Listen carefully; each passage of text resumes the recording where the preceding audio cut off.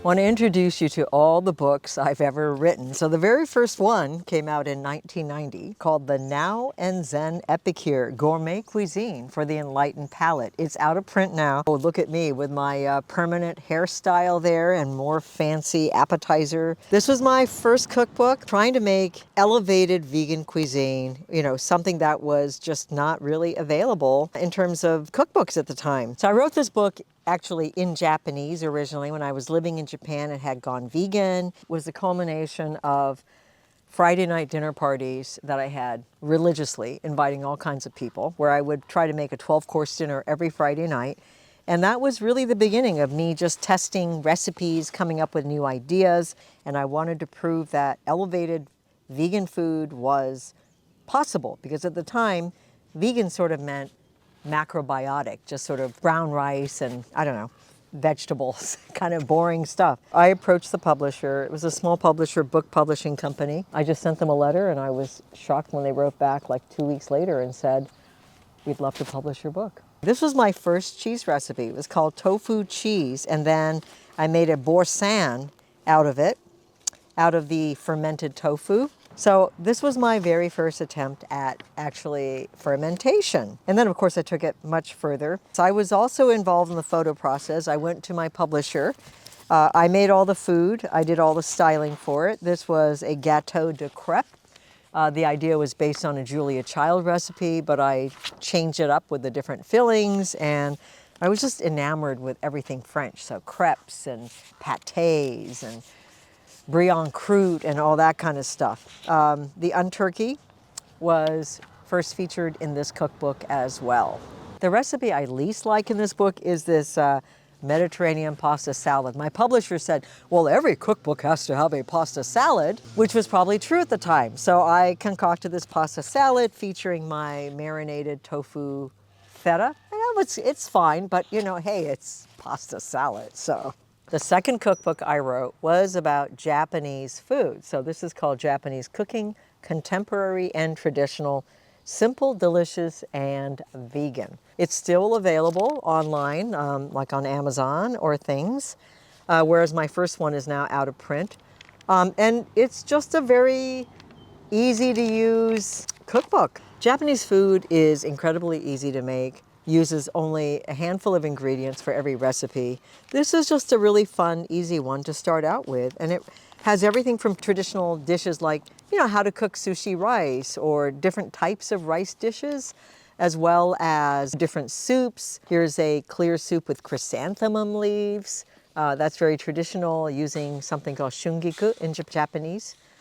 Different tofu dishes, tempura, various vegetables, salad dressings, noodles, and then contemporary dishes such as the rice bowl with chicken and egg. We did a video on that. Vegetarian eel over rice. That is also delicious. That's made out of yuba. You know, we should make that recipe. Oh, this is a funny one. Mushroom doria. In Japan, when I was living there, every cafe had something called doria, which was a rice dish with a bechamel sauce on top. And I had to ask, what is doria? And they said, well, you're American, you should know what doria is. So the Japanese invented this dish, and everyone thought it was American. But of course, we don't have anything called doria in America.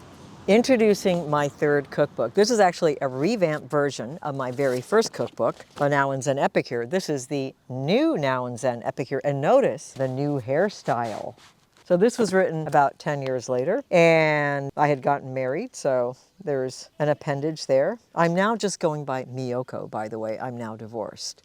So trying to avoid my last name unless it's on a passport. This book was written when I had a restaurant in San Francisco called Now and Zen Bistro. So this featured a lot of the restaurant favorites. One of my favorite recipes is called French moussaka. This is really, really good. A moussaka recipe with a French twist, so that's delicious. The publisher asked me to update the cookbook. They thought that 10 years had passed and I needed a new version of it with updated recipes. So about half the recipes in here are different.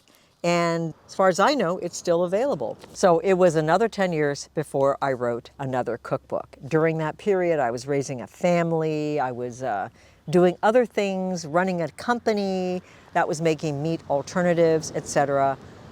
And I just didn't have time to write another cookbook. But by the end of the 2000s, I was like, I gotta get a new cookbook out. And I have a new way of making cheese, and I gotta put that book together. I honestly didn't know if anyone would be interested, but I did a cooking demo at a Veg Fest, and people came up to me and said, oh my God, can't you just write a cookbook? I think that was in 2009. So I approached my old publisher, and I said, would you be interested in a new book about vegan cheese? And they said, absolutely. So that led to writing Artisan Vegan Cheese, which was what launched Miyoko's Creamery. And, you know, a lot of people have said they've credited this book for launching the vegan cheese revolution. It's largely cashew based. There are other ingredients in here. Here's an oat American cheese made with oats instead of cashews. A farmer's cheese just made with soy milk. So there are other nuts and legumes used in here, but this is largely cashews. The first half of the book is all about how to make different kinds of cheeses. And then the second half is how you use them. Gruyere and pear croustade with red wine glaze, Italian stuffed mushrooms, stuffed squash blossoms, porcini leek and Gruyere croquettes. So there are lots of wonderful recipes in here that show you how to use the cheeses that you make in the first half of the cookbook. Both cheesecake recipes I highly recommend. In 2015, I switched up publishers and I went to 10 Speed Press, which has been one of my favorite publishing houses forever. They're an imprint of Penguin Random House. And I fell in love with 10 Speed Press in the 1970s when they came out with a book called The White Trash Cookbook. And it was so funny and creative. I thought it was wonderful. So I was delighted when they agreed to publish the Homemade Vegan Pantry, and this has become a staple in the homes of so many. And this was really me telling the world, make the staples that you would typically buy. Learn to get back in your kitchen, learn how to cook, learn how to make all the things that you would typically buy in a store, and elevate your fridge, your pantry, you know, whether it's crackers or ketchup or mustard or mayo. I still cook from this cookbook. I absolutely love it. People tell me all the time how much they love it. Oh my God, the ribs, these are the best. We did a video on it, and I'm telling you, as you can tell, there's barbecue sauce all over this cookbook. This is the best. My sixth cookbook came out in 2021 during the pandemic. You know, at the time, my publisher asked me to write a cookbook that featured all of the vegan meat products, alternative meat products that were in the marketplace. And I said, you know what, I'll do that, but I want to add a DIY portion, DIY chapter to show people how to make your own. I wanted to make sure that every single recipe gave people the option of buying a commercial version or making your own alternative, which is what I always do. This is, once again, a really fun cookbook. It's the book that has sold the least, partly because it came out in the pandemic. And, you know, I think America's sort of lost its excitement with vegan meat. But I still think this is a great cookbook. There are so many fantastic recipes in it, whether it's from your everyday sorts of recipes like Colonel Compassion's best ever buttermilk fried chicken, or you're gonna get really fancy. I have a chapter called Wow Them, so really elevated recipes. It's boeuf bourguignon, bouillabaisse, confit of chicken and baby potatoes with braised fennel and cabbage. And then we have the DIY chapter that shows you how to make meat alternatives from a variety of ingredients. There are seitan, pea protein, as well as mushroom-based meats in here. And then, you know, I did the calamari video recently, and you can learn how to make lobster in here as well too. So there's lots of options. This is still, I believe, a really great cookbook. And you know, if you don't have it, check it out, please. Whether it's for the DIY chapter or just really great, solid recipes. So that's the Vegan Meat Cookbook.